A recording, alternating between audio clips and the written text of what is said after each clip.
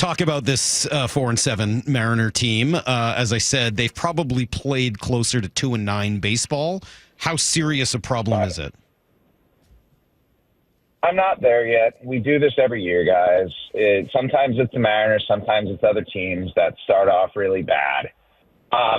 This may be cold comfort, but the fact that they're 4-7 when everybody on the team but Ty France can't hit right now is actually a good thing, because you're right. By run differential, I believe they've got the fourth worst run differential in baseball right now.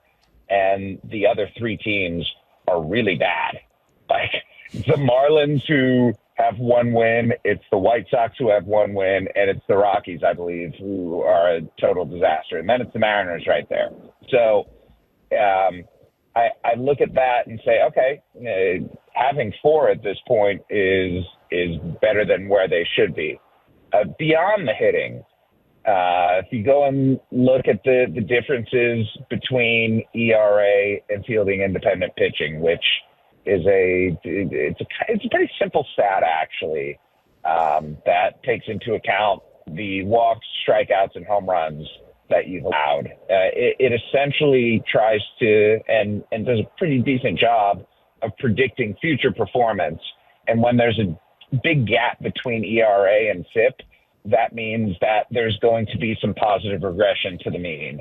And I believe every Mariner starter has a higher ERA. In Luis Castillo's case, a significantly higher ERA than his FIP, which means it's probably gonna get better. That being said, does it if the defense doesn't get better? I was just gonna say, okay. Part of it is the defensive issues, and they need to clean that up. But ultimately, this team's going to be. We know the pitching's going to be good. As long as it's healthy, pitching's going to be good.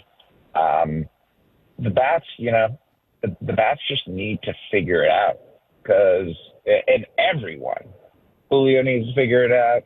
Crawford needs to figure it out. The new guys need to figure it out. Everyone needs to figure it out, or otherwise this thing's just going to spiral and get pretty gnarly. Jeffrey, give the Mariner fan out there the first couple places that Jeff Passan goes to when you know you're going to jump on with us every Tuesday throughout the entire season, and we love it, and our audience loves it. And I know you do your homework. So what are a few of the places you just mentioned? FIP right there and I think that's a great start and a great point. What are some of the other kind of next level numbers that you dig into, that you look at, that you really do feel like, oh boy, this is going to go off the rails, or this is going to come back to the mean? I still think, I know this is a dissatisfactory answer. I still think it's just too early to glean anything, because the stuff like hard hit rate and fastball velocity and other things that I tend to look at, they haven't stabilized at this point. And it usually takes a month to get that stability in a lot of those numbers. So I do go to Fangraphs and I go to Baseball Savant. Those are, those are like my two binkies.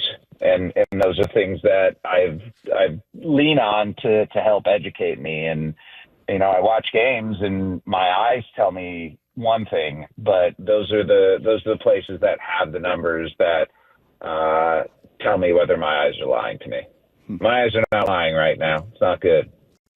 What do we make of Julio's kind of streakiness to start his career? We've seen him look like the best player of all time, and we've seen him go through these stretches where he's really struggling.